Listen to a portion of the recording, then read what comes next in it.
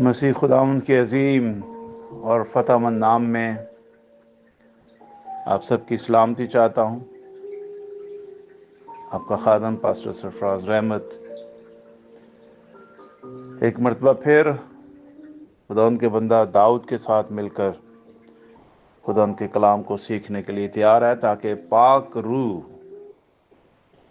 مجھے اور آپ کو سکھائے اور ہم سیکھنے والے ہوں۔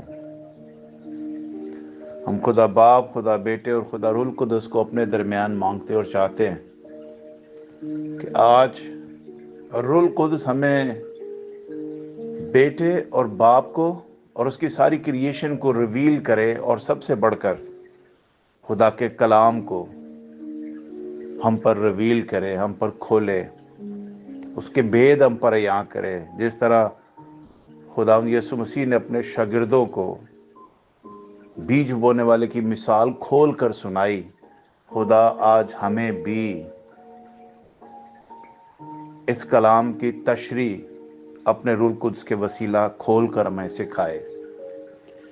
زبور 19 کو ہم نے کل سٹارٹ کیا تھا، اور اس کی ہم نے پہلی 6 آیتوں پر غور کیا تھا، اور وہاں پر ہمیں کچھ اس طرح ملا تھا کہ مخلوقات جو ہے، یعنی جو کچھ بھی خدا نے پیدا کیا، وہ خدا کا جلال ظاہر کرتی ہے، اور اس کو جب ہم دیکھتے ہیں تو ہمیں لامحالہ خدا کی لامحدود قوت کا اور اس کے بڑے کاموں کا منہ بولتا ثبوت نظر آتا ہے۔ لیکن آج وہ سب کچھ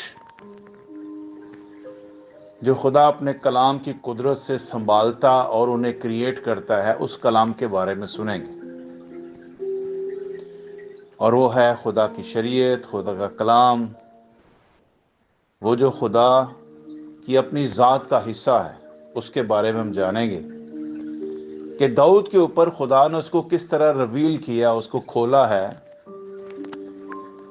میں جب صبح اٹھا تو آج خدا نے ایک مجھے نئی تصویر دکھائی اس کلام کے بارے میں، ایسے ہی جیسے خدا نے سب سے پہلے عدن کو تیار کیا،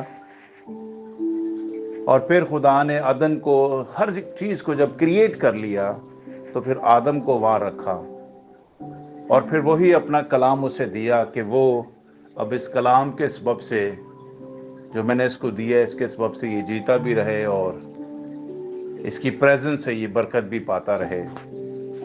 تو مجھے پاک روح نے آج وہی تصویر دکھائی کہ پہلے 6 آیتوں میں ہم نے تمام مخلوقات کو دیکھا جو خدا کا جلال ظاہر کر رہی ہے، اور اس کے بعد 7ویں آیت سے داؤد کچھ خدا کے کلام کو ڈسکرائب کرتا ہوا نظر آتا ہے کہ وہ کس طرح اس ساری مخلوقات کو انجوائے کرنے کے لیے ہماری مدد کر سکتا ہے۔ آئیے ذرا کلام پر غور کریں، اور بڑی خوبصورت باتیں ہیں جو آج ہمیں سیکھنے کو ملیں گی۔ لیکن اس سے پہلے کہ میں کلام کی خوبصورتی آپ کے سامنے بیان کروں، میں انسان کی اپنی کمزوری جو داؤد خدا ان کے سامنے رکھتا ہے، اور وہ آیت نمبر 12 سے اپنی کمزوری کا بیان کرتا ہے۔ کون اپنی بھول چوک کو جان سکتا ہے؟ سوال کیا اس نے، اور اس لیے وہ کہتا ہے تو مجھے پوشیدہ عیبوں سے پاک کر۔ کہتا ہے میں اپنی بھول چوک کو بھی نہیں جان سکتا، اور پوشیدگی میں جو میں گناہ کرتا ہوں اس سے بھی تو مجھے کیا کر؟ پاک کر۔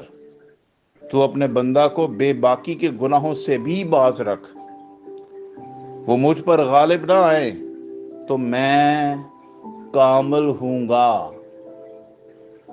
اور بڑے گناہ سے بچا رہوں گا۔ میرے منہ کا کلام اور میرے دل کے خیال تیرے حضور مقبول ٹھہرے۔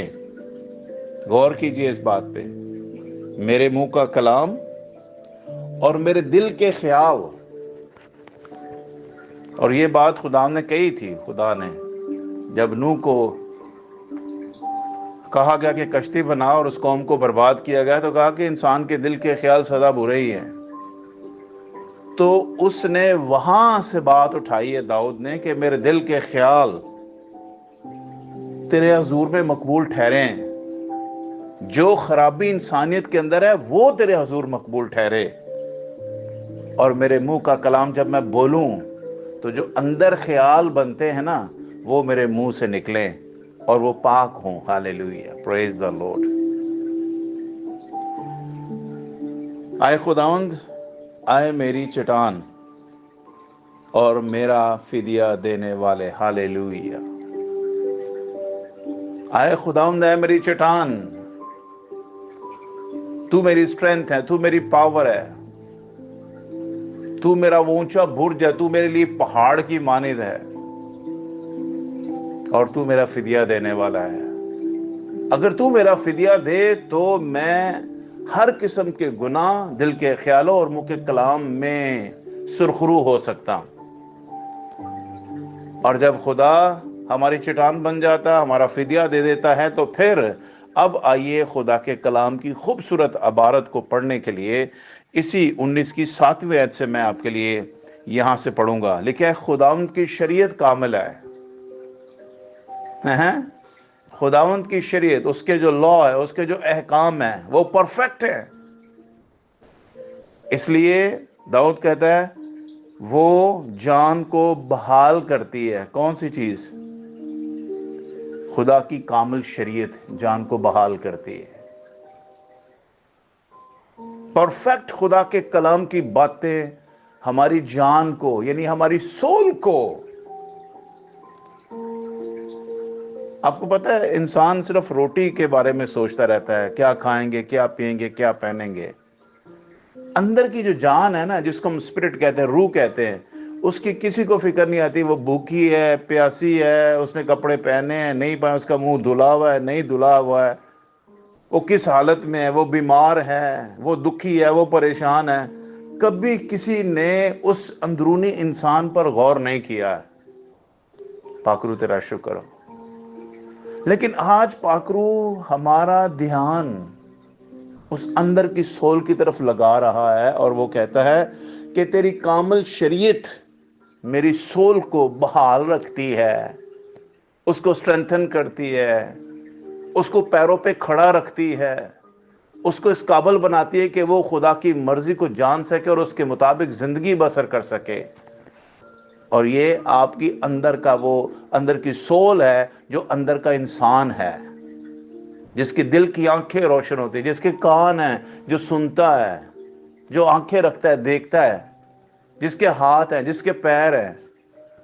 یہ جو کچھ بھی ہم اوپر جسم پہنے ہوئے ہیں، یہ اسی انسان کا باہر کا حصہ ہے جو ہمیں نظر آتا ہے. یہی اندر ہے سب کچھ. اس کی فکر کرنا سیکھیں. اور وہ کیا لکھا ہوا ہے؟ تیری کامل شریعت جو ہے وہ میری سول کو زندہ رکھتی ہے، بحال رکھتی ہے، پیروں پہ کھڑا رکھتی ہے، اس کو تندرست رکھتی ہے، اس کو چست و توانا رکھتی ہے. ہاللیلویا. Oh, praise the Lord. یہ بہت برکت باتیں جو آج آپ کے سامنے میں پڑھ رہا ہوں.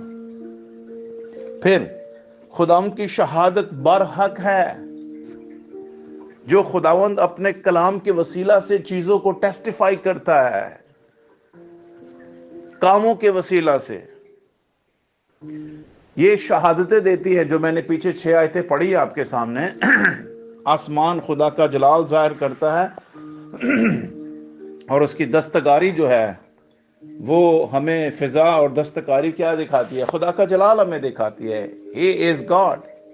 تو خداوند کی شہادتیں برحق ہیں. خداوند نے جو کچھ بھی ہمارے سامنے رکھا ہوا ہے وہ ٹرو ہے، اس کے اندر کوئی میل اور کھوٹ نہیں ہے. اور وہ کیا کرتی ہیں جو ہمیں نظر آ رہی ہیں؟ وہ نادان کو دانش بخشتی ہیں. جب ہم ان پر نگاہ کرتے ہیں تو پھر ہمارا کیا اس میں فائدہ ہے؟ لیکن انسان فائدے کی بات سوچتا ہے نا. فائدہ میں آپ کو بتاتا ہوں. لکھا ہے نادان کو دانش بخشتی ہے. آپ دنیا میں نادان بن کے گھومتے رہیے، لیکن جس دن آپ کی کلام کے ساتھ دوستی ہوگی، سنیے، آپ وائز مین ہو جائیں گے، دانش مند بن جائیں گے. اس لیے کلام سے دوستی رکھیے، خدا سے دوستی رکھیے، اگر آپ کو واقعی دانش بننا ہے. مجھے دانش بننا ہے. تو خداوند کے قوانین راست ہیں، سچے ہیں. اس کا کلام سچا ہے، برحق ہے. تو وہ کرتا کیا ہے؟ وہ دل کو فرحت پہنچاتے ہیں اس کے قوانین. آپ کا دل بیمار نہیں ہونے دیتا. آپ کا دل جو ہے اس کو کبھی بھی بیمار نہیں ہونے دیتا. آپ کے دل کو کوئی بیماری لگنے نہیں دیتا، اس کے قریب کوئی بھی بیماری پھٹک نہیں سکتی ہے اگر خدا کا کلام